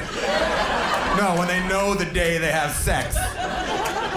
What do you do? Researcher. Researcher. For everything. It's got an encyclopedia at home. Let me tell you what happened in 1975. What do you research? Digital platforms. Digital platforms. Uh-huh. Pretend I didn't know what you're talking about. All right. So I talked to a bunch of strangers about I know nothing about, and then I tell someone. Well, if you do what I do. You're my competition. What'd you want to do as a child? I wanted to be a cardiologist. You want to be a Cardiologist. cardiologist? As a child, that's what you wanted to be? Did your grandpa die in front of you? Who f***ing says that as a child? You know, these monkey bars are fun, but I wonder what's going on in the left ventricle right now. You're weird, Steven. How come you didn't go to that? You're a researcher. You know about reading. I got my ass kicked by. You got your ass kicked? By chemistry? Oh, got some bad news. Yeah. Heart is biology. So you... Oh my God. Doctors, go! Holy shit, there's a black hole over there. I made somebody laugh, a fucking black hole into this room. I don't know who that is, but I'm gonna suggest a fucking lozenge. I'm not a doctor, but I'm gonna say Ricola. This show's in the ditch like you wouldn't believe. Like some people are just fucking, what the fuck happened? Another guy's just trying to get his oxygen back on. He's over there twisting knobs all over the place. Nobody fucking moved. We're all like, huh, interesting. Anyways, not one person from the doctor table rushed over to help you. They're like, he'll be fine, just hit him in the back. Sounds like he's got a French fry stuck in his lung.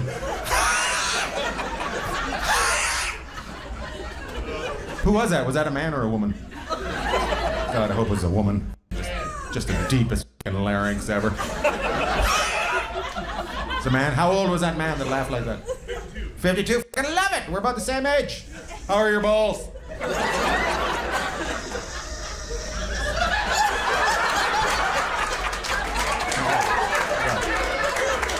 I am slowly stealing that man's life. I'm slowly. That guy's good. I don't know if you can hear that. That's the death rattle if I've ever. I'm not an expert, but I'm pretty sure I've done it twice. We are very close to having an ambulance outside of Jim and John's. Sorry, buddy. Didn't mean to ask about your balls. I should have asked about your lungs.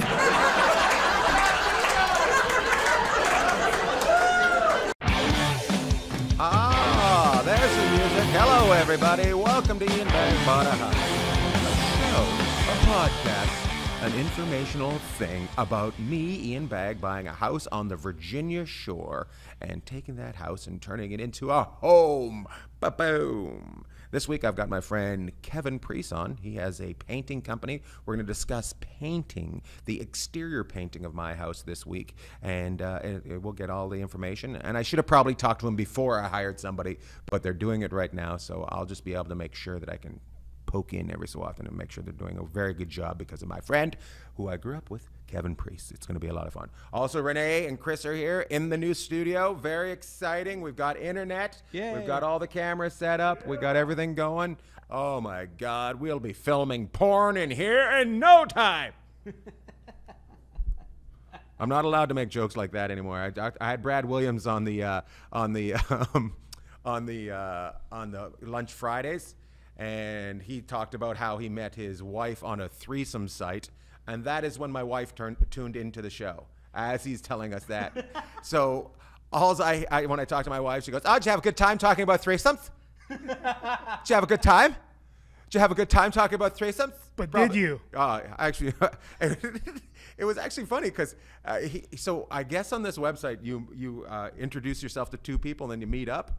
And I guess the other person didn't show up, so that's how he met his wife. Like, but I was just like, that's pretty good. That's a pretty good idea. That's called playing the odds. That's not really that's not really a threesome site. That's playing the odds. Brad Williams, he was on Ian Bagg's Lunch on. You can get that on Facebook. Chris can't talk right now, but what is that website called?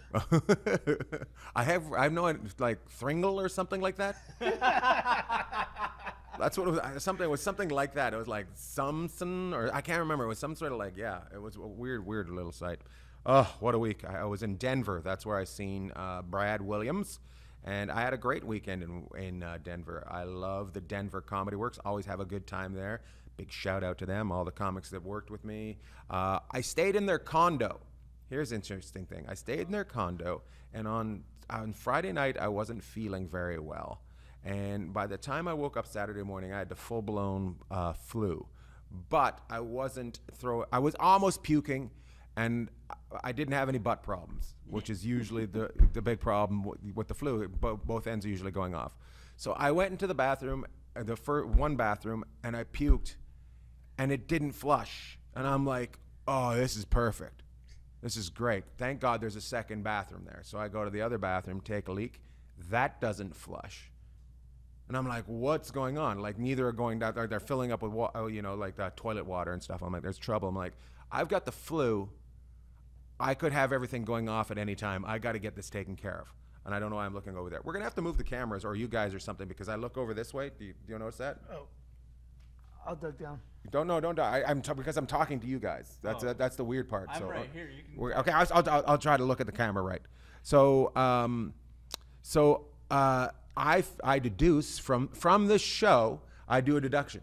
I do an investigation. I figure out that the pipes are connected, like that the one toilet gets connected to the other toilet before it gets shut out, and there's obviously a problem. But you know how I didn't get that until I went for a walk to Target and bought a plunger and tried plunging the toilet for 20 minutes. And it didn't go anywhere. Nothing happened. Anyway, so I went down to the front desk of this condominium and said, there's a problem with the toilets. I need to have somebody come. They sent some guy. He was there for 3.5 hours unplugging the toilets. Ooh. He had to take the toilets off. I have no idea. I've never seen this before. He took the toilets off the mountings and then brought in some sort of machine. He said it was 80 feet down. Ooh. Yeah, I'm just like, well, that wasn't me. I haven't been there that long. Those weren't my tampons. That's what I said. Oh my God. Just a little side note. Next time you need a plunger, 99-cent store sells them. Yeah, well, when you have the flu, you walk to the closest store that's near you. Lou, come here. Come here, buddy. Come here, Lou. As soon as I start talking, he always gets excited and walks around. Daniel Giles said he heard you died. He heard I died? Yeah. Yeah, true. That's why I'm here, Daniel. How did I die? How did he hear from that? Are you serious? Yeah. That's funny. Oh, I love it. I wonder who Daniel Giles is. I didn't even know you were alive. Let's ask who he is. Ask him what I heard I died of. The flu? The flu? My butthole was on fire. I blew a butthole vein out, bled to death. Ivan Daigle says butt problems are not good. Butt problems are never good. I know this is a show about construction, and Kevin's like, what the fuck did I get myself into? This is stupid. I had the flu one New Year's Eve, and I was doing 4 shows the whole night, and I had water butt like you wouldn't believe, and I had to do 45 minutes for each show, and then run off the stage and just thank you, and just like and then just wait this countdown like, oh my God. So I made it through. I didn't die that time. I should have died that time. Oh my God. You think that guy would have just checked my Twitter or my Instagram to see when the last time I posted? Yeah, you seem very much alive to me. Yeah, I think I'm alive. Maybe, I don't know. I think people say they're dead when they laugh at things now, right? Isn't that how when somebody sees a post, they go dead. They do say that a lot. Dead. That is a thing now. Yeah. So maybe they're laughing. This week I got Columbus, Ohio.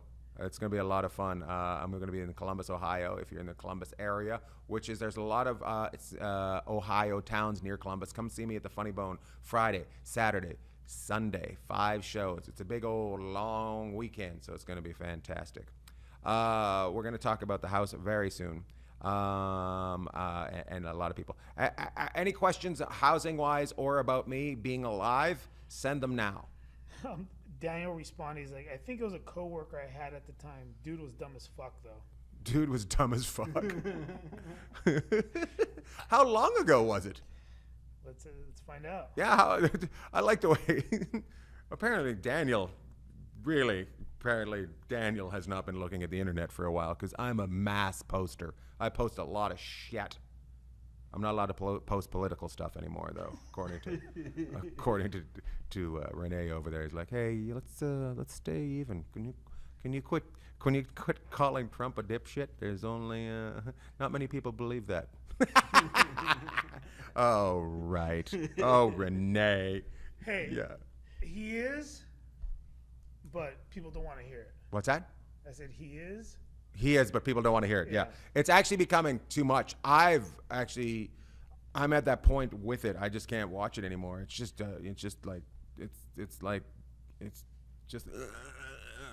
that stuff. So, oh my goodness. Anyways, Chris, give me a time. We haven't put up the clock yet. We're at 12:10. 12:10? Yes. This is a 35-minute show. I don't want to waste any more time. I want to get to my guest, unless we got any more questions from the internet. If you have any exterior painting questions, also you can ask interior painting, but I'm talking about exterior painting right now. So send them in.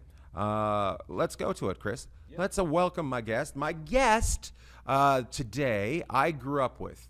His name is Kevin Priest. I used to sleep over at his house. He used to sleep over at my house. One of us went off and decided to be a dipshit. The other one became a businessman extraordinaire and started his own painting company. And basically, he paints the town of Terrace, British Columbia. Please welcome Kevin Priest. Hello, Kevin. How you doing? Good, bud. Thanks for being on the show. I appreciate you. No problem. How many jobs are you doing right now? How many you got? Because summertime is probably the business for exterior painting, right? Oh, yeah. And then hit and miss with the weather. And so I got about 3 or 4 on the go right now. I love it. And how many employees? Just 2. Just 2. That's enough. That's all you need. I don't deal with idiots well. No? Have you fired a lot of guys? My own brother. I can believe that. We know your brother from back in the day. Remember we'd work for your mom and he'd just sit there and watch us? Yeah. Oh, he's going to love that. Oh, my God. Yeah. So, Kevin, I'm doing the exterior painting on my house right now. I'm not doing it. I've hired somebody. I think that is the proper way to go. Would you say not? It is the proper way to go? Like, it's tough to do it yourself, is it not? And get it right? Oh, yeah. It's easy to make a mess. So you want to do it nice and clean and do it properly. So, yeah, it's best to spend the money on that. Yeah. Is there what is the biggest thing that you have, like when you're preparing it? I noticed because I started preparing yesterday and I got some photos. What is the biggest thing that you do to prepare a house for paint? Is there certain things you're looking for? It all depends on what kind of material is on it. If it's stucco, if it's old wood, or anything like that. Stucco. Yeah. Mine's the board, like some sort of kind of like almost a bead board kind of like a non-rot material, but not vinyl. Yeah, like a concrete board. Yeah.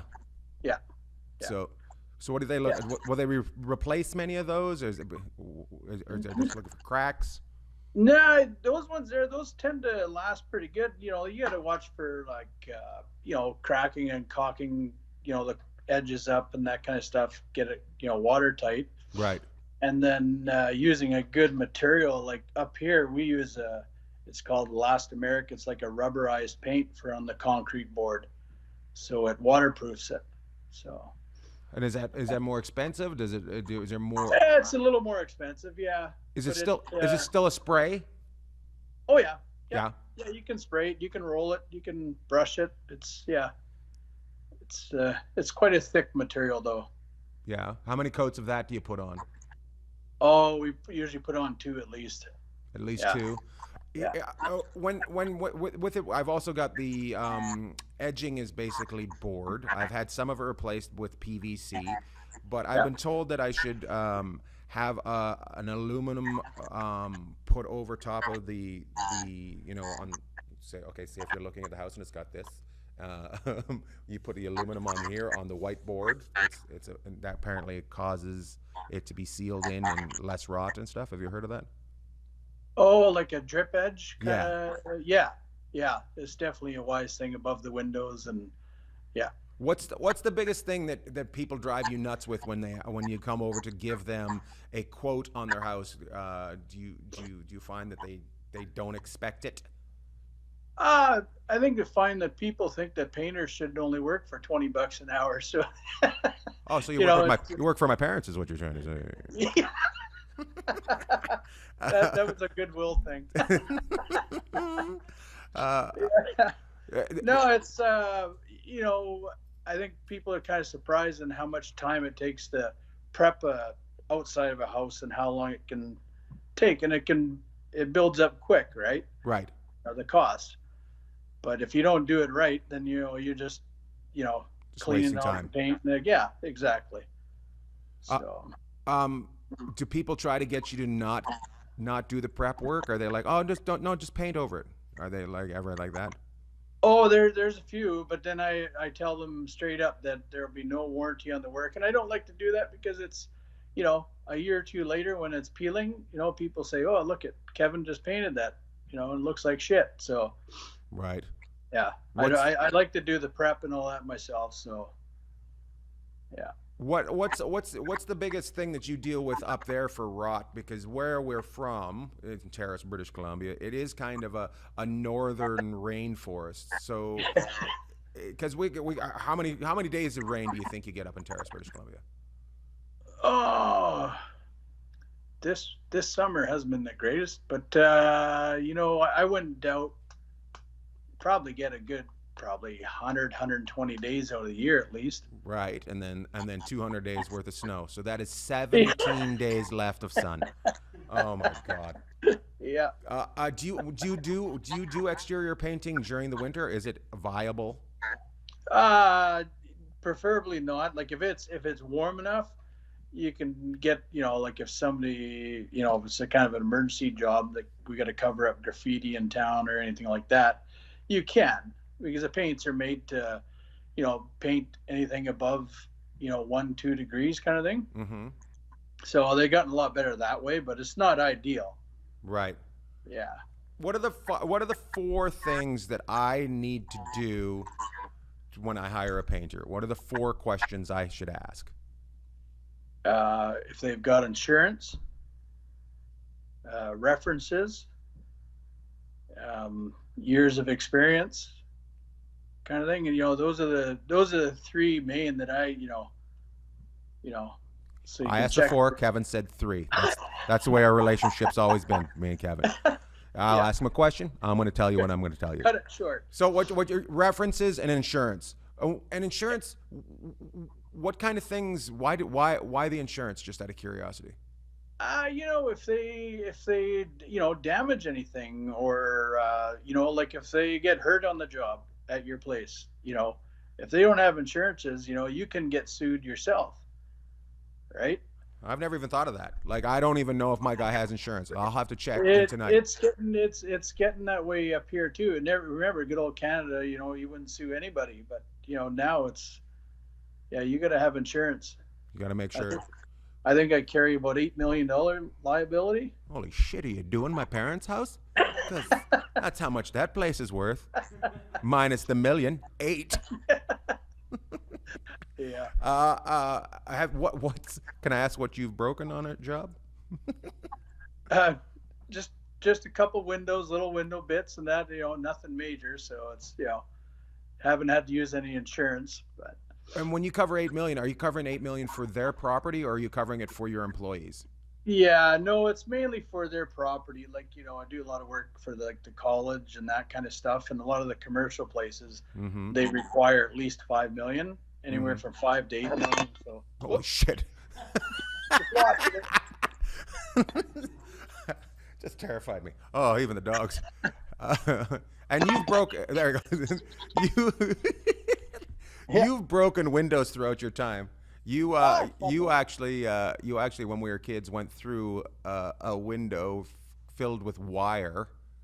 Can you tell the people about that? How you broke a glass door? Chasing my best buddy, who got a little serious, and I got mad at him. So I was Dwayne Booth, wasn't it? What's that? Was it Dwayne Booth? No, it's Richard Wilson. Oh, Richard Wilson. Yeah. Oh my goodness, that wasn't the last time he hurt someone. No, and then the door was swinging back, and I misjudged it, and my arm went right through the glass, and 20 stitches on my nose. It was hanging, and then 12 on my forehead. Oh, I love it. And then you said, "Look, all the girls that I grossed out with that pool of blood going down the hallway." Yeah, it was good. I remember there being a lot of blood, and everybody's like, "What?" And they're trying to clean it up with sawdust. And it just was not happening because they're trying to saw a bunch of wood to get sawdust down in the shop. So all I can remember is little what's his name, Tony Clift. Oh. I think it was bouncing around in the medical room there trying to get paper towel to stick on my forehead. Oh my God, Tony Clift, what a guy! Nice young man. I'm going to ask you a couple more housing questions before we get out of here with painting. What are the 3 things I need to know about interior painting? I have had my interior done, but I feel like, and I don't want to say it like, I feel like it wasn't finished, but I don't know if it wasn't finished. I can't tell. It's like sometimes I look at it and I go, why is that color just a little bit different than all the other colors? Does that mean somebody missed like a wall? Sounds like they maybe mis-tinted a can. If they ran out of paint and they went and got another can and they put it on there and it's a little bit off, that can happen. Oh. Yeah. Our good friend, Miss Marilyn, has done that to me a couple times. No way. Did you just take down Mrs. Dahl? Yeah. Oh, holy shit. It was a new rule that when I went in there to get paint and I didn't talk to her anymore. She goes, "Why aren't you talking?" I said, "Well, because I don't want you to screw up my paint." Oh, no. We'd have a good laugh. So basically when you start the job, you estimate how much paint you're going to do. You order that paint, and sometimes you need a little bit more, so you have to go back and get a little bit more paint. And that paint just doesn't match up everything else that you got. All it takes is one little less squirt of a tint, and it's a little bit off. But then, if some guys are kind of famous for if they're trying to just get one coat on, cover it, and if you could see through it, then they kind of cheated a little bit, right? Oh, that might be it, to be honest with you. Yeah. They might not have gone with enough coats. Yeah. Yeah, and if it was a color that was close to what was on the wall, lots of guys will try and just get away with one coat. Hold on one second. Done. Lou, get over here. Come here, Lou. Sorry. The dogs have all of a sudden decided they need to run around this studio. I apologize. Exterior painting first or interior painting first? Whatever your weather get your outside done when it's nice, and then do the inside when it's rotten out, right? But Okay. it's whatever For works in the decks. schedule. For decks, do you paint decks, or are you like no? Oh yeah. Really? Yeah, I'm doing a couple right now. I just went and pressure washed all the old paint off, and don't do it in too hot of weather. The painting or the pressure washing? For the painting, yeah. Why if is you that? Do it, if you do it in too hot of weather on decks and that kind of stuff, the paint will dry too quick and it won't, penetrate enough. And it's, same with the outside of a house. Huh. Yeah. And, it can cause blisters and that kind of stuff, right? Uh-huh. So ideally, it's like when it's a little bit cooler and not in direct sunlight. So. Okay, everybody, read that down. Sun beating down in your place. Don't point your spray of paint onto the house. You got to wait for it to cool down a little bit. On the deck thing, wood deck or PVC? Well, PVC, it's, it'll last a lot longer, and it's, you don't have to stain it anymore, right? But myself, I'm a good old northern boy, so I like cedar and that kind of stuff, right? So yeah, aesthetically it's more pleasing, but the other stuff is low maintenance. Good old northern boy that apparently has some money if he's building a cedar deck. Son of a bitch. We grow that shit around here all the time. That we'll wrap it up there on that question. I was about to ask, how's your business doing? And I think we just found out what kind of deck you have, so we know you're doing well. Kevin, I will see you for sure, and I owe you lunch or something. When I'm up there in September, we'll meet up, say hi. Thank you for giving us some information. Thank you for painting the town blue. I don't know, no, red. Painting the town red. Say hi to your family. We'll see you soon. Thanks for giving us a little bit of information on exterior paint. And I'll work on Randy. Thank you, man. Okay, buddy. Take care. Have a good afternoon. Yeah, you too. Oh, my goodness. My friend Kevin. The dogs are going nuts. Oh, my God. I think the dogs have hit the Frisbees. Do they have the Frisbees? Yeah. Is there any chance you can grab one of the Frisbees before Renee gets back? Oh, my God. Renee does, for the people that are watching, Renee does Frisbee golf, and Lou has stolen his Frisbees and chewing on them. Lou. Oh, we just came in and caused $10,000 worth of damage. Oh, my goodness. Way to go, Lou. Oh, my goodness. I will have pictures up throughout the week of the painting as it goes on, so make sure you pay attention to that. Make sure you tune in Friday for Ian's Lunch Friday on Facebook. Make sure you go to, I'm just going to put it out there. There's if you have Instagram, go to Hobo Junk. Follow Hobo Junk. That's all I'm going to say. Hobo Junk, 2 Ks, Junk. We got some interesting things going on the Instagram and the Etsy. Hobo Junk. It's not me. Somebody in my family has it. Otherwise known as my wife. Hobo Junk. Hobo Junk. The dogs will be appearing at Hermosa Beach next week. On Tuesday, they will be doing a guest spot. They will be saying hi to people. They might come down and talk about it. I will be at Tuesday on. Is it September 2nd? Is that the date? I'm looking right now. Can you come here, Lou? Quit chewing on everything. Oh my God. Just come here. Come here. It's September 3rd at the Comedy Magic Club. September 3rd? Yes. Come say hi to everybody. There you go. There's my dog, Lou, just for everybody doesn't think that we're all crazy. Let's wrap this up, okay? My dogs are here with me. They're going to come. Why are you showing everybody your butthole? Anyways, thank you for tuning in. Make sure you tell us what's going on with your house. We've got Adam Carolla coming up as a guest soon. We got, if you want to be a guest on the show and let us know about your housing expertise, whether you be a contractor or just own a house, please just contact us. We're looking for guests. Always like a guest. Next week we'll be knowing whether the house got done, whether I have a new door, how the old hardware on the door looks, seeing how it got painted by somebody named Lisa. Anyways, Go to Instagram, go to Facebook, go to my website, ianbagg.com. Come out and see me do shows. Thank you for tuning in. Thank you for being you. Pearl loves everyone except for dogs. Thank you, thank you, thank you.